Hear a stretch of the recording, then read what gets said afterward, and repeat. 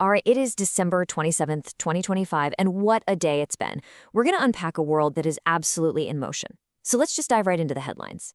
So think about this. You've got a meeting that could end a war, a brand new state of magnetism that sounds like it's straight out of science fiction, and an NBA record that might just be unbreakable.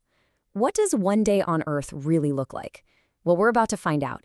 This is a snapshot of our world, and trust me, it is moving at full speed. Okay, first up, let's talk about Florida, because this weekend, all eyes are on the Sunshine State. The U.S. is right in the middle of two, absolutely critical peace talks. We're talking back-to-back meetings here that could completely change the game for the conflicts in both Ukraine and Gaza. And the details coming out are just fascinating. So get this. Ukrainian President Zelenskyy confirmed he's meeting with President Trump at Mar-a-Lago this Sunday. They're talking about a 20-point peace plan that's supposedly 90% ready. And here's the huge shift. Ukraine is apparently no longer being asked to give up its dream of joining NATO. Instead, the whole plan is built around security guarantees, kind of like NATO's Article 5. You know, the an attack on one is an attack on all deal? But, and this is a big but, the deal is not done.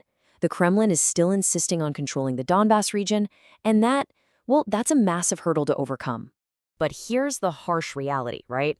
While the diplomats are getting ready to sit down and talk, the war on the ground is actually heating up. Ukraine just used missiles from the UK to hit a major Russian oil refinery. They're trying to cut off the money funding the war. At the same time, reports are saying Ukrainian forces have actually pushed Russian troops out of the key city of Kupiansk. So yeah, peace might be on the agenda, but war is still the reality today. Now, at the same time, you've got this other diplomatic track. And let me tell you, the tensions there are just as high. After his meeting with Zelenskyy, President Trump is set to meet with Israeli Prime Minister Netanyahu, and reports are coming out that Trump's inner circle is getting really frustrated.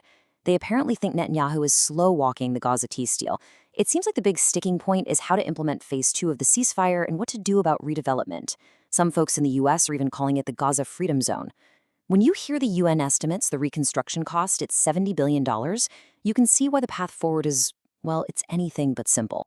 So beyond those two huge diplomatic efforts, the world is, well, it's far from quiet. Let's do a quick global tour of some other hotspots that have flared up in just the past 24 hours. Over in West Africa, the U.S. Department of War just released footage of missile strikes hitting ISIL targets in northwest Nigeria. President Trump's characterization of the operation was very direct, calling it a Christmas present to the terrorists who are responsible for the genocide of innocent Christians. But it's really important to hear the other side of this. The Nigerian government's response adds some crucial context. They confirmed they cooperated with the U.S. on the security for these strikes, but they're also pushing back on that Christian genocide label. They're seeing the violence in that region is way more complex, that it's tied to long-standing conflicts over land and other insurgent activities that tragically affect people from multiple religious communities. And believe me, this instability is everywhere. Just in the last day, think about this. In the DR Congo, the president says rebels haven't withdrawn like they claimed. Sudan's civil war is about to hit its 1,000th day, and there's fresh fighting. A mosque bombing in Syria kills 8 people. A terror attack in Israel leaves 2 civilians dead. And even Japan was rocked by a deadly 50-car pileup and a completely separate factory assault. It's just a stark reminder of how widespread and different conflict looks all over the globe. Okay, let's pivot now. We're going to shift gears from geopolitical conflict and look at the worlds of money and science, because there's a totally different kind of action happening there. So if you look at the markets, it's like a fascinating split screen. On one hand, with all this global uncertainty, gold, the classic safe bet, has shot up to an all-time high. And this is happening while the U.S. national debt is sitting at a jaw-dropping $38.5 trillion. And yet, on the other hand, there's a lot of optimism, with the S&P 500 finishing the week with a really strong gain. Kind of makes you scratch your head, right?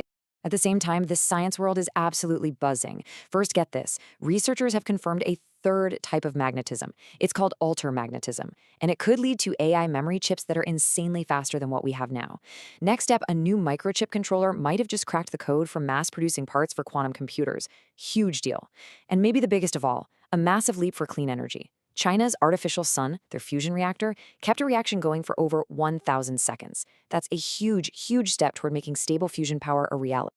All right, and to wrap things up, let's turn to the world of sports and culture, where we saw some incredible human achievement and tradition take the spotlight. Okay, quick sports roundup. In the Africa Cup of Nations, a Mo Salah penalty sent Egypt through with a 1-0 win over South Africa. Over in the Premier League, Manchester United squeaked by Newcastle with a 1-0 victory. But honestly, the biggest sports story of the day, maybe the year, comes from the NBA. One of the best players in the league just did something that has literally never been done before. 55, 15, and 15. In an overtime win, Nikola Jokic of the Denver Nuggets dropped 55 points, grabbed 15 rebounds, and dished out 15 assists. Let me be perfectly clear about this. No player in the entire history of the NBA has ever put up numbers like that. Not Wilt, not Jordan, nobody. It was just a truly historic, one-of-a-kind performance. And you know, as the celebration of Kwanzaa begins today, its very first principle feels incredibly fitting. It's umoja, which means unity. When you think about everything we just talked about, the conflicts, the political divisions, but also the incredible scientific breakthroughs, it really is a powerful idea to think about. This idea of striving for unity in our families, in our communities, and across the whole world. What does it even take to get there? Something to think about. Thanks for joining me for this explain.